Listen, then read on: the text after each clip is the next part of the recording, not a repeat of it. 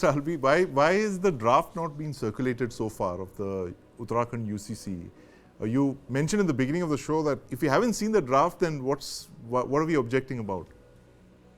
No, basically I have gone through whatever our media people they have told me.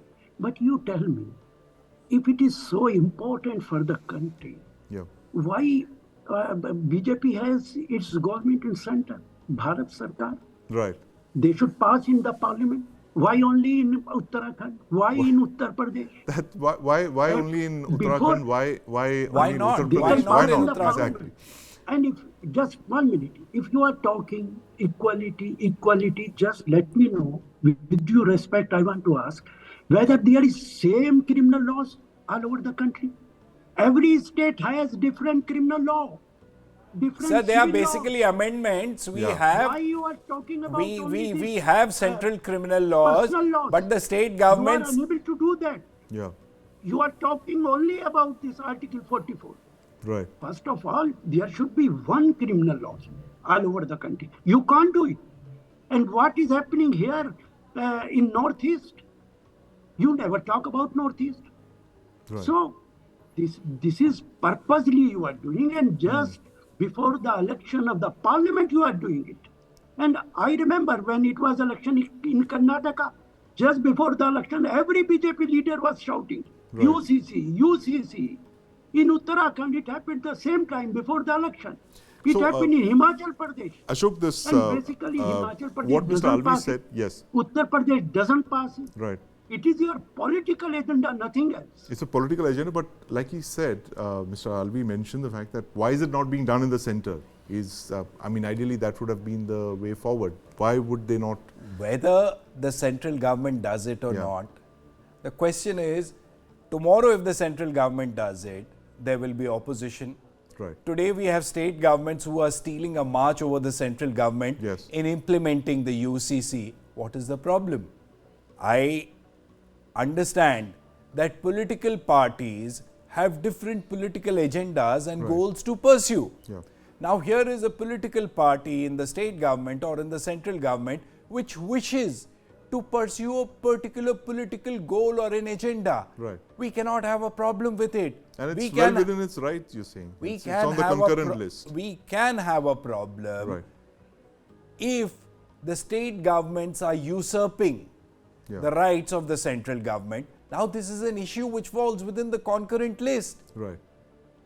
The states are competent to legislate on issues of marriage, divorce and other personal matters. Right. So where is the problem?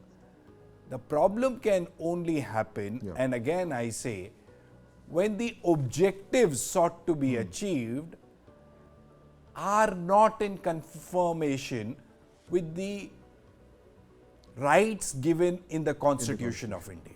Then there could be a problem. I can understand. But finding a fault with a government, any government, tomorrow Arvind Kejriwal could do it, tomorrow Aam Aadmi Party in Punjab could do it. Right. They have their political goals, they have their own political ambitions to pursue. We cannot fault them for pursuing their goals. We cannot say that there are other things. Education is there, hygiene is there, access to water is there. These are other pressing issues. Why is the government not legislating on those issues? Right. Who can do it? Interesting point, Ashok. What has been the Aam Aadmi Party stance on this so far, on the UCC? As far as the Aam Aadmi Party is concerned, they have kept a tight lip, almost a very tight silence on the issue. Right. But it won't be, I won't be surprised if tomorrow in Punjab there was a bill brought in to introduce uniform civil code. Right. Because at the end of the day, if the Congress party feels that this has the effect of polarizing people and garnering vote, then why should Aam Aadmi Party not pursue it? Right. As I said, even the Congress party can pursue it if it gets them vote. There's nothing wrong in pursuing that goal. They can go ahead and do it. Right. Mr. Alvi, what will the Congress, what will be your strategy now, given that Uttarakhand is going to, pass this legislation? They are in power. They can do anything. They have majority in assemblies. They have majority in parliament. Right. We can just protest, we can just criticize them, nothing else. You know, now there is no democracy. Now, whatever they want, they can do it. And with due respect, I want to say whether Prime Minister will say that UCC will not be passed in the Parliament, every state will pass it. No, he can't do it. And you know what is UCC in Goa? Yeah. It is lawful if Right. any couple doesn't have any baby, Yeah. husband, Hindu husband, not Muslim husband or Christian husband, he has right to remarry. This is the UCC in Goa. And if after 10 years there is no male boy, then again he can marry. This is the UCC in Goa. Lawful.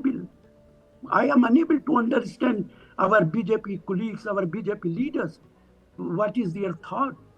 What is their ideology? What happens It to is the different Ashok, kind what of happens to this UCC in law Goa, of different type 1867 of in Goa? UCC in Uttarakhand. No, it and stays. even then Yeah. they are supporting it. Right. They are arguing in favor of it. We are not in power. In case we get power, we come back to form the government. Definitely, we are going to change all this rubbish. Right. And with that, we're completely out of time, gentlemen. Thank you very much for joining us on this discussion on the UCC's political storm. Mr. Alvi, my colleague Ashok. That's a story we'll be tracking very closely as we head closer to the elections, and various state governments, as we just heard, are likely to pursue this uniform civil code to bring in equality between the sexes, men and women in India. News 9 Plus. Download now.